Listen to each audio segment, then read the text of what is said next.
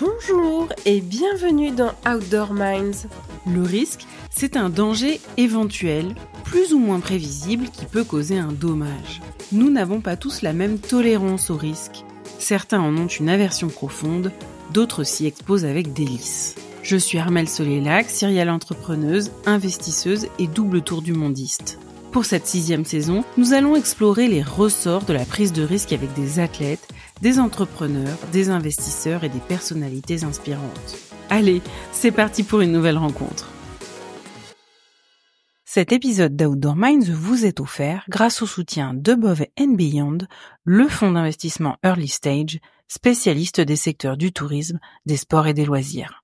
Bonjour à tous, aujourd'hui nous avons le plaisir d'accueillir Thérèse Lemarchand, fondatrice de Main Paces, entrepreneuse engagée et auteure.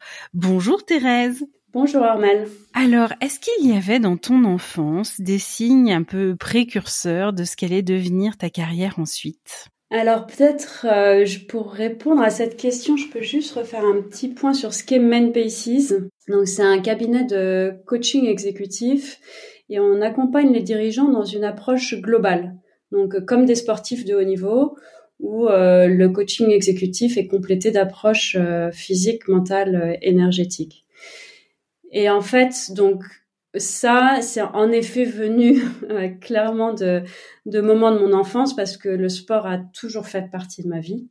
Il m'a façonné. Je passe encore toutes mes vacances en extérieur, beaucoup maintenant près de l'océan, à faire de la voile, du surf, à nager, ou à faire de la randonnée, passer beaucoup de temps en montagne également. Et donc j'ai appris beaucoup de choses à travers ces pratiques sportives en extérieur, et c'est ce qui m'a amené à créer Main Paces. Pour prendre un exemple, quand j'allais surfer des vagues trop grosses pour moi, mais j'y allais pas comme ça. Le nez au vent, parce qu'en fait, quand on se fait ramasser, ça peut être assez brutal. Et donc, je faisais de la préparation mentale, de la visualisation dans la vague, de comment est-ce que je vais faire mon take-off et y aller direct. Et in fine, je me suis dit, mais c'est dommage, ces techniques, elles sont hyper intéressantes et on les utilise pas dans le business, alors qu'on est souvent amené à être dans des situations qui sont pour nous des grosses situations à enjeu. Donc, ce serait quand même plus facile si on était préparé. Et puis, pour prendre un autre exemple, je faisais beaucoup d'escalade avec mon père quand j'étais beaucoup plus jeune. Et je me rappelle très bien un moment où on grimpait la dalle de l'Amone dans les environs de Chamonix. Et j'ai eu très fort ce sujet de qu'est-ce que l'adhérence, en fait ? Comment est-ce qu'à un moment donné, le pied adhère sur la paroi et nous fait tenir ? Et comment finalement, à un moment donné, une idée colle et on se pose là-dessus, on prend appui sur quelque chose et on tient à partir de ça. Donc, je fais beaucoup de transpositions en fait de ce que je peux vivre dans l'univers du sport, à la façon dont je peux le déployer dans le business. Donc ça, c'est un premier point et ça a été très jeune. Et puis, le deuxième point peut-être, c'est que ce qui a donné lieu à la création de Main Paces, c'est cette conviction que écologie personnelle et écologie globale sont les deux faces d'un même combat. On pourra en reparler si tu veux plus tard. Et donc, ça implique de développer un dialogue continu entre intériorité et environnement extérieur. C'est-à-dire comment est-ce que je vis les choses et quelles sont les informations que l'extérieur me renvoie avec des boucles de feedback. Et ça, c'est complètement un autre apprentissage, mais pareil, qui est vraiment issu de mon enfance, que j'ai cessé de faire en particulier à travers la prière depuis toute petite, parce que moi j'ai une culture pratique catholique. Puis plus tard, à travers la méditation et d'autres pratiques spirituelles, de développement de cet univers intérieur, ce dialogue intérieur avec une dimension personnelle très forte. Et puis de se dire que élargir son point de vue vers ce qui est plus grand que soi m'a toujours apparu comme quelque chose d'assez irremplaçable. Donc ça, c'est un deuxième point qui est important et je pense qu'il a vraiment contribué à la façon dont j'ai mené ma carrière. Et puis après, un troisième point peut-être qui va peut-être te paraître un peu surprenant, mais il y a le sujet fondamental de la vitalité. Moi, j'étais une petite fille très vivante, pleine d'énergie, beaucoup trop à l'oreille de mes professeurs qui trouvaient que j'étais beaucoup trop bavarde en particulier. Et en fait, ce sujet de l'énergie, je l'ai beaucoup exploré.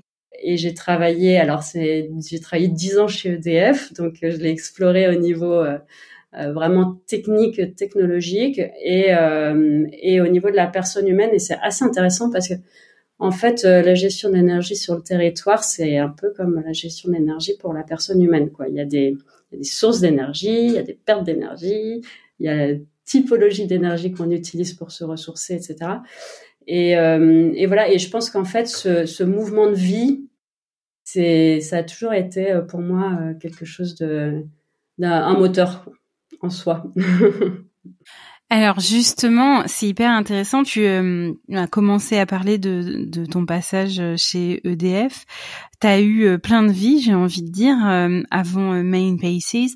Est-ce que tu pourrais retracer un peu les grandes étapes de ta carrière professionnelle jusqu'à aujourd'hui ? Oui, alors je vais essayer de structurer ça. Alors, ce qui peut être une enveloppe de tout ça, c'est que depuis mes études d'ingénieur à Main Paces aujourd'hui, ma vision de l'environnement n'a cessé de s'élargir. C'est-à-dire que je suis passée du regard technique à l'expérience sensible, et ça a profondément modifié mon engagement au service de l'environnement, et ça m'a amené à créer Main Paces. Donc, moi, j'ai fait des études d'ingénieur, et mon premier stage à l'école des ponts, je l'ai fait à la modélisation du méthane dans l'effet de serre. Donc, c'était 2 ans après le GIEC, on était en 90. Donc ça a été un premier marqueur très fort parce que je me suis approprié ce sujet de l'effet de serre. J'ai fait mon dernier stage des ponts pour ELF pour analyser toutes les possibilités de réduction des émissions de gaz dans l'atmosphère et de captation du carbone. Bon, je sais pas trop ce qu'ils ont fait de mon rapport de stage à l'époque, mais toujours est-il que j'avais fait ce travail-là. Et donc, je suis rentrée chez EDF pour ça. Je suis rentrée chez EDF pour le bas carbone. Et puis, pour des raisons familiales, parce que mon mari a été muté à Singapour, je suis partie...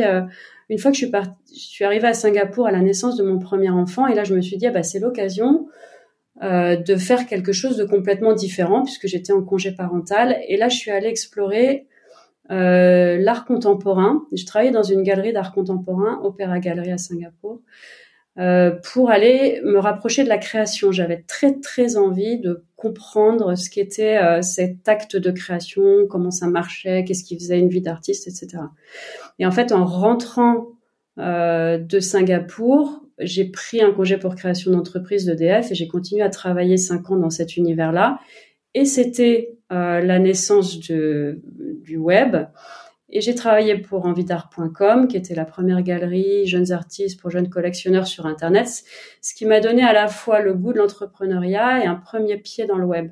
J'ai réintégré EDF pour des raisons personnelles. J'avais en fait pas complètement bouclé ce que j'avais envie d'y faire là-bas. J'avais une opportunité de reprendre à une nouvelle activité justement de service en efficacité énergétique. J'y ai repassé 6 ans. Et puis, ce désir d'entrepreneuriat dans l'univers et de la culture m'a repris. Enfin, je continuais à réfléchir à ces sujets-là. Et j'ai démissionné d'EDF définitivement en février 2013 pour lancer une plateforme de mécénat participatif. Au départ, dans l'univers de la culture et du patrimoine. Puis, j'ai élargi au secteur caritatif. J'ai cédé cette structure à un groupe de marketing et communication pour le secteur caritatif. Et puis, j'y suis restée 1 an. Et après, j'ai quitté cette boîte. Et c'est là que je me suis dit, finalement, quelle est la prochaine étape? Et je tournais autour du triptyque entrepreneuriat, innovation et impact. C'est-à-dire, comment est-ce que je peux avoir de l'impact en créant une entreprise innovante? Et en tournant ce triptyque-là, c'est à ce moment-là que ces expériences que je partageais dans la réponse précédente ont fusionné avec mon expérience du business, économique, de ce que c'était qu'être chef d'entreprise, dirigeant, entrepreneur.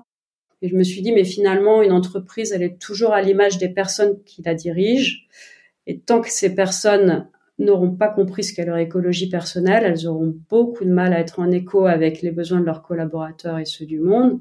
Et puis, il y a un sujet d'être équipé pour prendre des décisions difficiles, parce que changer la manière dont on gère nos boîtes, en tenant compte de ces enjeux environnementaux, c'est difficile en fait, c'est complexe. Il y a plein de forces qui s'y opposent, donc il faut être équipé pour ça, pour être en capacité à prendre des décisions, tenir tête à des investisseurs, un board, faire partager à des collaborateurs que oui, on va arrêter la ligne de produits qu'on vend au Japon parce qu'en fait, c'est 20% de notre business et c'est 80% de nos émissions de carbone, et qu'en fait, ça n'a pas de sens aujourd'hui et qu'on va se redéployer différemment. C'est pas des décisions qui sont faciles à prendre.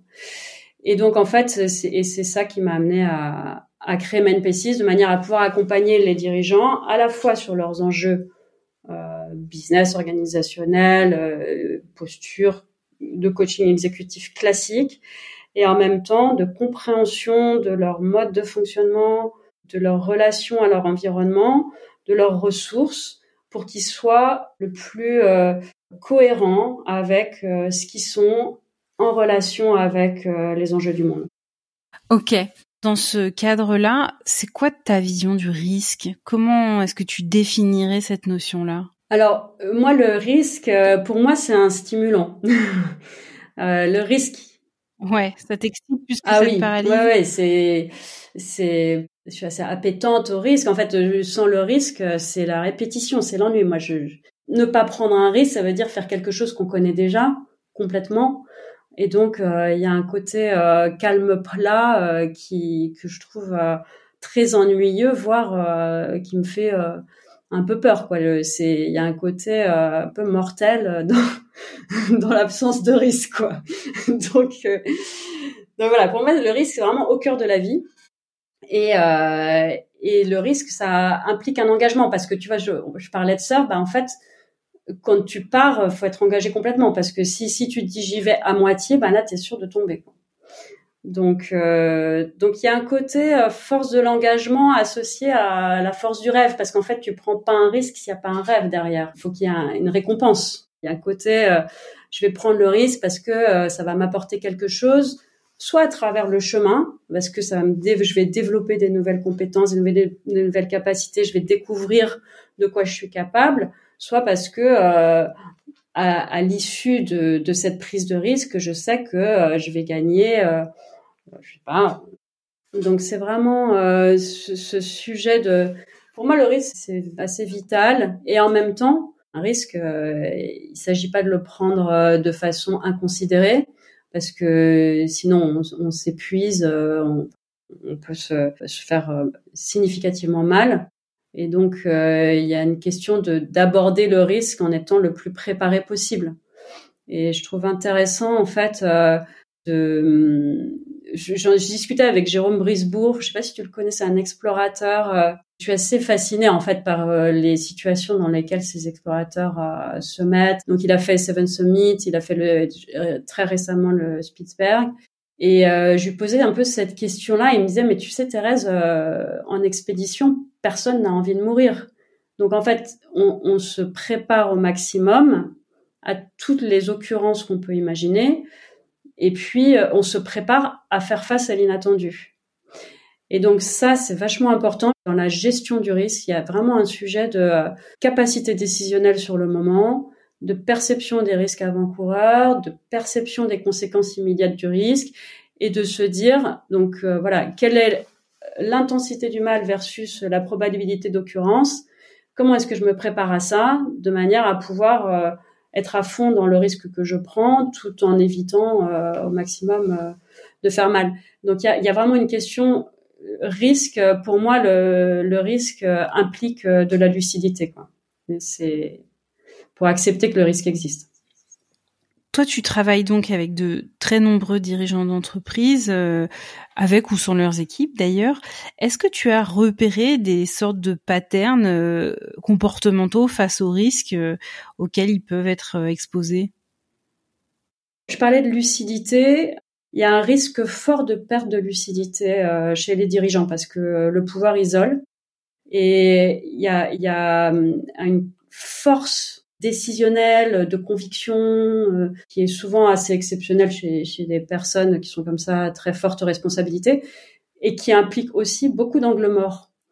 Donc ça faut en être vraiment conscient et il y a un sujet fondamental quand on est dirigeant d'aller chercher des contradicteurs et de revenir au flux de l'entreprise, au flux des finances, à la circulation des informations, au flux des approvisionnements. Quels sont les changements de flux qu'on peut prévoir, qu'on peut observer et de quoi c'est le signe, quoi. Ça, je pense que c'est un premier pattern qu'on voit, qui est celui de la lucidité. Un deuxième pattern que je vois beaucoup, parce qu'on travaille beaucoup avec des entrepreneurs, donc il y a une forme d'appétence au risque, que j'ai un peu exprimée d'ailleurs précédemment. Et ça, cette appétence au risque, en fait, elle peut se regarder que par le passé. C'est-à-dire, est-ce que la personne a déjà été dans des situations de prise de risque, a eu l'impression de se mettre dans des situations dangereuses, est-ce qu'elle s'est fascinée par des personnes qui prennent des risques. Donc, je pense que c'est important d'être conscient de son appétence au risque parce qu'en fait, il y a beaucoup de personnes qui sont pas forcément conscientes du niveau de risque qu'elles prennent et donc de mettre en place des protections. Et typiquement pour un entrepreneur, c'est l'entourage, c'est les capacités financières si l'entreprise ne fonctionne pas comme il le souhaiterait. Enfin, ça c'est un point. Et puis le troisième point que je vois chez les personnes qu'on accompagne, c'est un risque fort de burn-out. Parce que on retrouve en fait chez des dirigeants un niveau de pression et de volonté de tenir à tout prix. Parfois, en fait, il y a des motivations plus profondes, pas forcément conscientisées, mais d'envie de revanche et très qui influent beaucoup sur la représentation personnelle, l'estime de soi, etc. Et ça peut amener des personnes dans le rouge, ce qui est vraiment dommage. Et vraiment, si on reprend le parallèle avec les sportifs de haut niveau, ça c'est une grosse différence entre les dirigeants et les sportifs de haut niveau. Dans les programmes des sportifs de haut niveau, il y a toujours des plages de récupération. Un sportif, il sait normalement que il peut pas être au top de sa forme tout le temps et que s'il veut performer, il a besoin de temps de récupération qui peuvent être plus ou moins rapides. Enfin, c'est à lui de trouver son rythme. Et c'est pour ça d'ailleurs qu'on a appelé la société Main Paces, parce que ces rythmes principaux, quand on travaille à très haut niveau, quand ton rythme n'est pas le rythme du voisin. Et tout l'enjeu, c'est de connaître son rythme et de pouvoir être au meilleur de ses capacités à son rythme. Et donc ça, c'est vraiment pour les dirigeants, chefs d'entreprise, comprendre ce sujet de qu'est-ce qui les ressource, à quel moment, sous quel rythme ils peuvent reprendre du souffle, qui va aller avec leur clairvoyance, leur capacité à se fédérer leurs équipes. C'est absolument fondamental. Et pour eux-mêmes, enfin, pour aussi se protéger eux-mêmes il y a toujours deux faces dans une pièce, une face hyper positive, d'entrain, d'engagement, d'énergie, etc. Et puis l'autre versant de la face, c'est le risque d'épuisement, et ça faut en être conscient, quoi. Alors du coup, tu as commencé à l'aborder un tout petit peu, mais est-ce que tu pourrais rentrer un peu plus dans le détail sur la façon dont toi et ton équipe d'ailleurs vous accompagnez les dirigeants, à la fois quand ils doivent prendre des risques, quand ils ont du mal à passer à l'action, à se mettre en mouvement, ou au contraire quand peut-être qu'il faudrait lever un peu le pied parce que ils se sont trop mis en risque? Pour les personnes qui ont du mal à passer à l'action, il y a toujours un sujet de motivation et de frein. C'est-à-dire, si on se dit, j'ai vraiment très envie de changer de job, là, je pense à quelqu'un, justement, qui on accompagne en ce moment, hyper envie de changer de secteur, de faire quelque chose de nouveau, sauf que l'environnement dont je viens est très très bien payé, je suis reconnue, c'est un environnement d'expertise, donc mais le cœur n'y est pas à continuer dans cette voie. Donc, j'ai envie de prendre un risque, mais quand même, j'ai pas complètement envie de le prendre. Là, il y a vraiment ce sujet d'aller chercher les motivations profondes et les freins, d'aller creuser la chose. C'est qu'est-ce qui fait que j'ai vraiment envie d'aller changer? Qu'est-ce qui est absolument nécessaire pour moi? Et est-ce que j'ai envie de changer pour reprendre cet exemple-là, est-ce que j'ai envie de changer de métier? Ou en fait, dans l'environnement dans lequel je suis, les personnes avec lesquelles je travaille, le rythme dans lequel je me suis mis, la ville dans laquelle j'habite. Enfin, il y a plein de choses en fait qui peuvent mettre en évidence le fait qu'on a une envie de changement et puis on va focaliser sur un des éléments du changement, mais finalement c'est pas forcément c'est une possibilité de solution, mais c'est pas la seule possibilité de solution. Donc ça c'est vraiment quelque chose qu'on va aller chercher, à la fois les motivations profondes et les freins personnels. Il y a peut-être des peurs qui font que qu'on conscientise pas, mais qui font que dans cette situation, en fait, on est systématiquement bloqué. Donc, on va essayer de lever ce sujet de stimulus-réponse sur la peur, et puis ensuite regarder les choses de façon plus apaisée, plus lucide. Et il y a le pendant de ça, d'un point de vue plus informationnel, c'est-à-dire que dans une décision, puisqu'ici il y a un risque, il y a une décision à prendre, s'il reste un doute, c'est objectiver ce doute.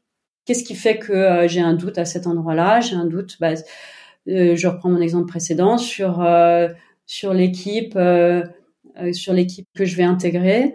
Ok, comment est-ce que tu peux objectiver le fait que cette équipe est en cohérence avec tes valeurs, a la même ambition que toi, qui est-ce que tu vas pouvoir interroger qui ont travaillé avec eux, enfin voilà, aller chercher l'information. Parce qu'en fait, il y a souvent ce sujet du risque, soit de s'arrêter, des personnes qui vont se dire il y a un risque, j'ai pas envie de le prendre, donc je vais inhiber ma capacité à agir, soit au contraire de fermer les yeux et de foncer dedans.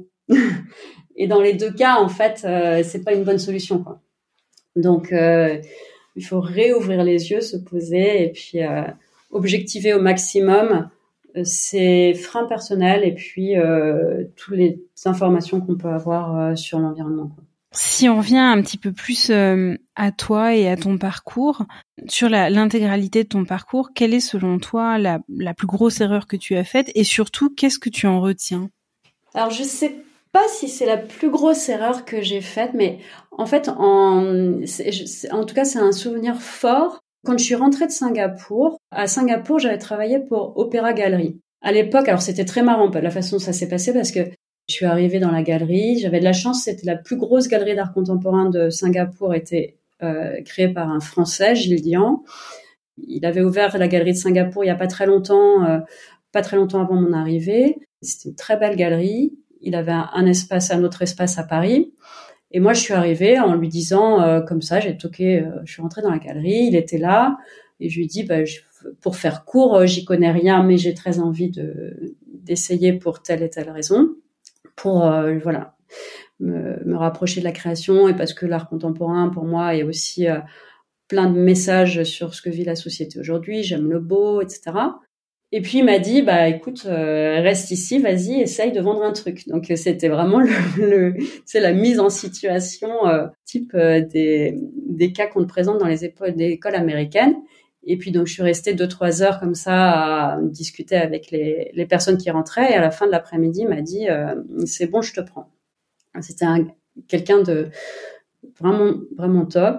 J'ai travaillé à Singapour pour lui, et ensuite je suis rentrée à Paris.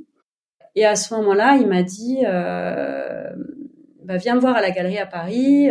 Et à la galerie, il me dit écoute, j'ai envie de je voudrais t'embaucher, etc. Et j'étais enceinte de ma deuxième fille. Et là, je lui ai dit non, je peux pas, je suis enceinte, je vais pas te faire ça, je vais pas pouvoir travailler rapidement, je vais devoir m'arrêter. Et alors, mais je me rappelle son regard quand je lui ai dit ça. Et il m'a dit écoute, c'est pas grave. Et en fait, mais il était comment son regard? Il était un peu surpris, tu vois. Il avait des yeux un peu écarquillés. Et je pense, mais j'étais dans un mode, mais vraiment, tu vois, tellement années 80. années 2000, je sais pas. C'était, oh là là, mais, enfin, voilà, c'était pas la femme d'aujourd'hui, tu vois. Et ça m'a quand même servi vraiment de leçon à me dire, mais enfin, tu vas derrière, je me dis, quel dommage, tu vois, quelle perte d'opportunité, parce que aujourd'hui, il a 17 galeries, il fait 300 millions d'euros de chiffre d'affaires, c'est une magnifique boîte, c'est un gars génial, commerçant hors pair. Si c'était à refaire, c'est sûr que je le referais pas pareil. Pour prendre un peu de recul sur la chose, j'ai fermé la porte, alors que j'aurais dû, parce que j'ai un côté honnête, authentique, tout ça.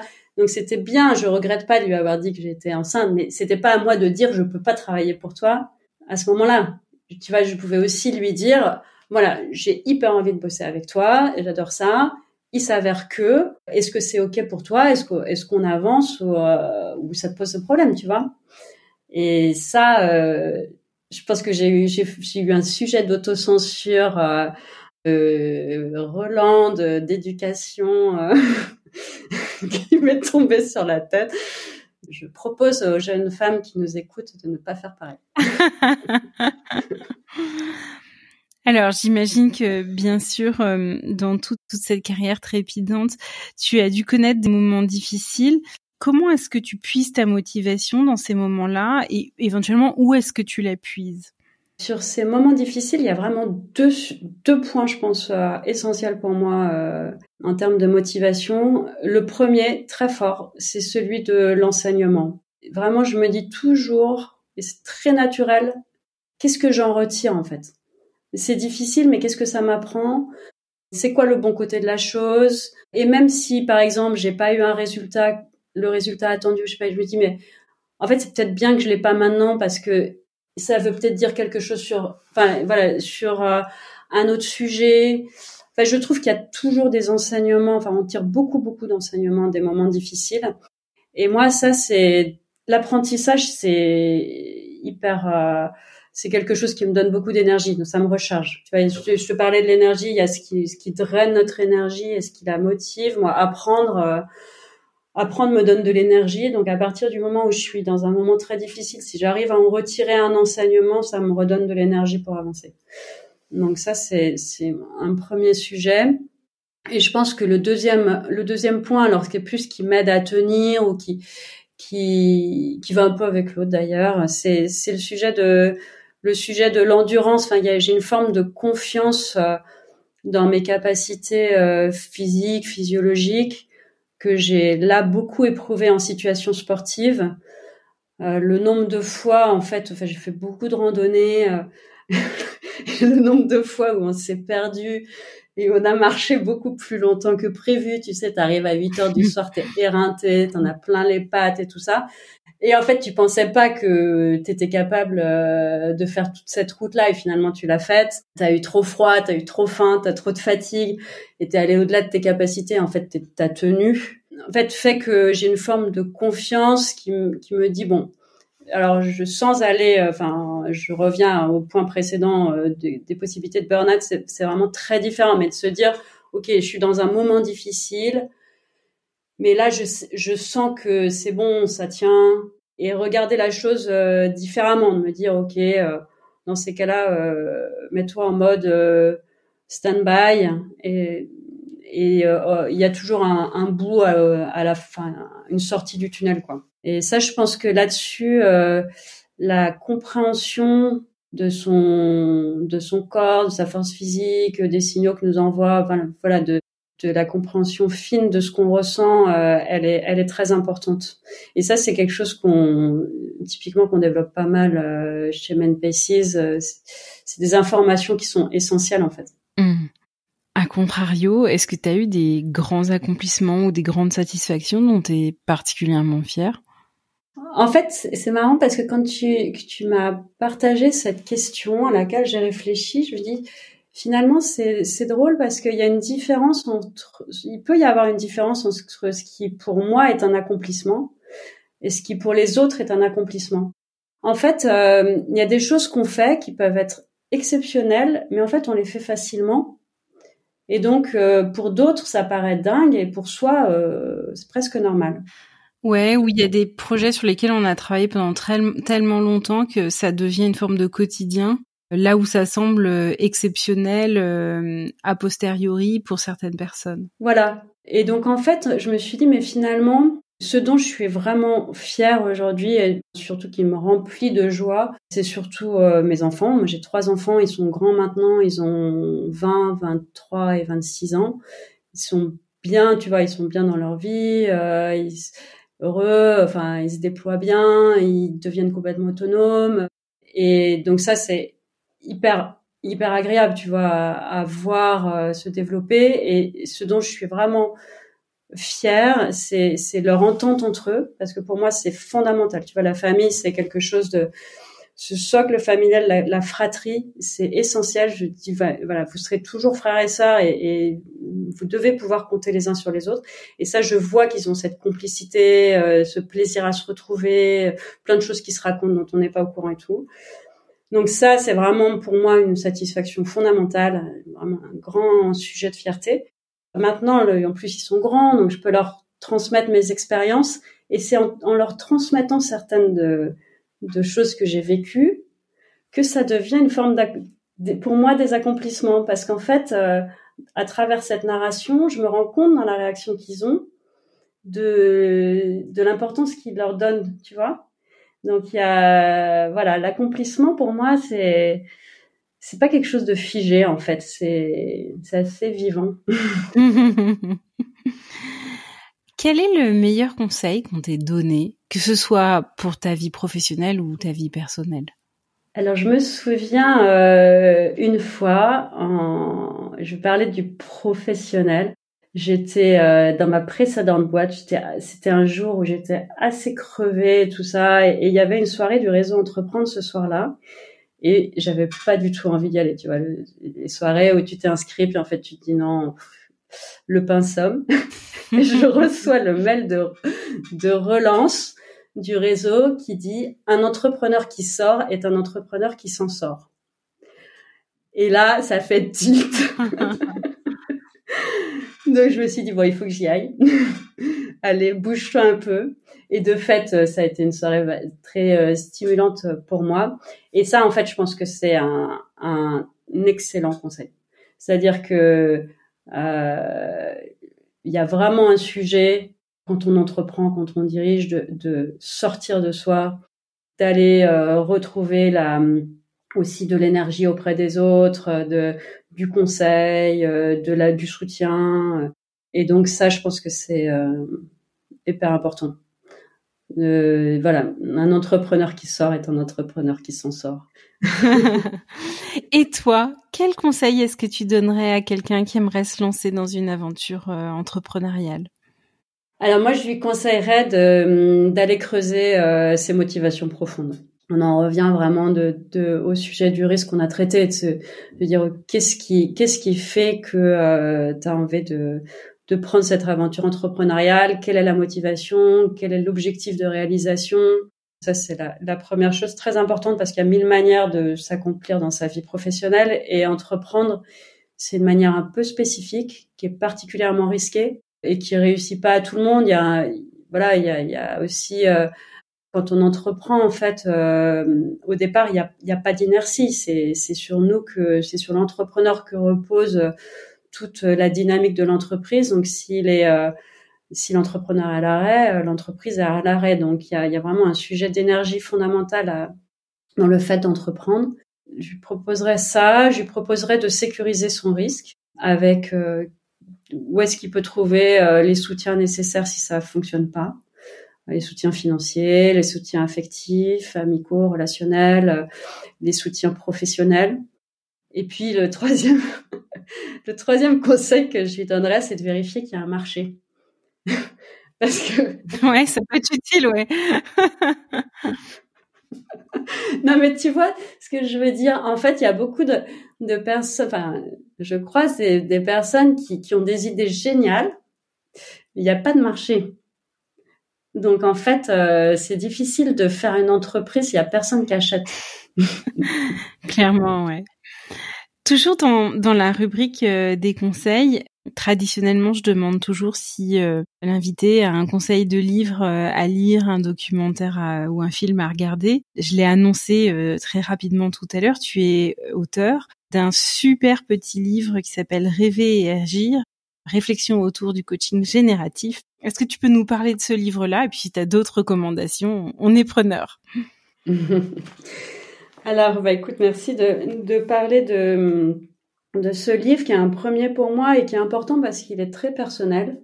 En fait, j'avais envie et j'ai été assez stimulée par mon conseil scientifique. En fait, MENPC, je fais une tout petit pas en arrière. En fait, MENPC, c'est un collectif d'experts, donc des coachs exécutifs et des experts dans les autres pratiques physiques, mentales, énergétiques pour accompagner de façon globale les dirigeants. Donc, par exemple, on va avoir un coach sportif et mental, une préparatrice mentale, un hypnopraticien, une personne en pleine conscience, enfin, voilà, différentes expertises essentielles autour du coaching exécutif. Et puis, j'ai un conseil scientifique qui est composé de 4 personnes, dont le chef du pôle haut niveau de l'INSEP, dont Jean-Daniel Remond, qui est neurobiologiste et coach exécutif depuis plus de 30 ans et qui est pour moi un très grand conseil. Et en fait, il me poussait à poser ma philosophie sous-jacente à la création de MENPC, donc que j'ai très brièvement brossé sur ces sujets d'écologie personnelle et d'écologie globale. Et en fait, c'est vrai que quand on vend un service ou un produit, on le market, donc on simplifie beaucoup les choses, alors que moi, ce qui m'a amené à créer MENPC, c'est plus profond, on en a parlé au début, il y a beaucoup de convictions et d'expériences vécues derrière qui m'ont amené à appréhender la vie et la vie d'un chef d'entreprise de cette manière-là et à me dire qu'il y avait des outils à mettre à disposition. Et donc, ce rêver agir, c'est ce cheminement de pensée-là, c'est les sous-jacents à la fois personnels, expérientiels, des informations que j'ai pu puiser dans les neurosciences, dans le sport de haut niveau, dans même mes pratiques justement spirituelles, et qui, in fine, m'ont amené à créer cette entreprise. Et donc, c'est un petit chemin que j'essaye de dialogue, que j'essaye de faire avec, dans lequel j'essaye d'emmener le lecteur pour l'amener à cheminer avec moi, partager des expériences avec moi. Je suis contente, je suis heureuse parce qu'en fait, c'était tout un travail de conception, de rédaction de ce livre et qui est assez important parce que je m'y livre assez significativement et je suis assez heureuse des retours que me font les lecteurs de ce livre. Donc j'espère pour ceux vous qui écoutez le podcast, si vous le procurez, il est disponible sur Amazon, que voilà, ce sera pour vous un moment agréable et intéressant de lire ce livre. Ouais, je précise qu'il est pas très long, c'est pas un énorme pavé de management, au contraire, et moi je trouve qu'il est très bien écrit, il se lit vite et il est très très riche, enfin il y a beaucoup de valeur ajoutée dedans, donc c'est une lecture à la fois agréable et utile. Merci Armelle. Alors pour finir cet entretien, qu'est-ce que tu sais avec une absolue certitude? Je crois que je sais que le monde change, que le monde change très vite et tout le temps, et que c'est essentiel de revenir à soi pour garder un cap, dans le sens où, en fait, dans un monde aussi fluctuant, on a impérativement besoin de racines profondes et de valeurs fortes pour être en capacité de prendre des décisions et de s'orienter, de tenir la barre en fait de nos vies et de nos entreprises. Donc c'est vraiment, je pense, plus l'environnement est dur, mouvant, complexe, et plus c'est important d'aller creuser en soi quelles sont les résonances et où sont nos frontières, de manière à pouvoir continuer à avancer sans dévier dans des chemins qui ne nous conviennent pas, parce que vu la vitesse à laquelle on va, on a vite fait de dériver beaucoup beaucoup trop loin de nos bases, quoi. Donc je crois que c'est vraiment ça que j'ai envie de partager et qui donne beaucoup de force, en fait, qui permet de rester aussi optimiste, tu vois. Je trouve que là, enfin, ces derniers mois ont été un peu brutaux quand même dans la vie économique et sociale des Français et du monde. C'est pas, tout n'est pas rose. Et en fait, revenir comme ça à des valeurs fondamentales, en fait, ça nous permet aussi de nous connecter à d'autres qui ont les mêmes valeurs que nous, le même type d'engagement, de se sentir soutenus, de pouvoir soutenir nous aussi. Et ça donne foi en la vie et l'avenir. Merci beaucoup Thérèse Lemarchand, fondatrice de Main Paces, entrepreneuse engagée et super auteure, d'avoir été notre invitée aujourd'hui. Voici les 5 points clés à retenir de cet épisode. Le premier, c'est que le risque peut éventuellement être mortel, mais l'absence de risque est pour sûr mortellement ennuyeuse. Le risque, c'est donc vital, même s'il ne faut parfois le prendre avec une manière plutôt considérée. Le deuxième point, c'est que chez les dirigeants, il y a un fort risque de perte de lucidité parce que le pouvoir isole. Il faut donc être bien conscient de son niveau d'aversion ou d'appétence au risque et mettre en place d'éventuels garde-fous. Un autre risque auquel les dirigeants sont exposés, c'est le burn-out. Et là encore, il y a des actions de prévention à mettre en œuvre pour respecter son propre risque et ne pas dépasser sa propre ligne rouge pour pouvoir continuer à performer durablement au plus haut niveau. Le troisième point, c'est que quand vous avez des moments difficiles, faites-vous confiance. Ponctuellement, votre corps et votre esprit sont capables d'aller beaucoup plus loin que ce que vous imaginez. Le quatrième point, c'est la punchline de l'épisode. Un entrepreneur qui sort est un entrepreneur qui s'en sort. Et enfin, le dernier point, dans ce monde qui change tout le temps, il faut pouvoir s'appuyer sur des valeurs personnelles très fortes pour garder son cap. Merci à tous d'avoir écouté Outdoor Minds. Cet épisode vous a plu? Je vous invite à le partager autour de vous et à me soutenir en mettant une note de 5 étoiles avec un commentaire sympa. Cela m'aidera beaucoup pour faire connaître ce podcast et mettre en lumière tous ces leaders qui le méritent. Vous voulez découvrir de nouvelles personnalités inspirantes? Alors je vous donne rendez-vous la semaine prochaine. À très vite sur Outdoor Minds.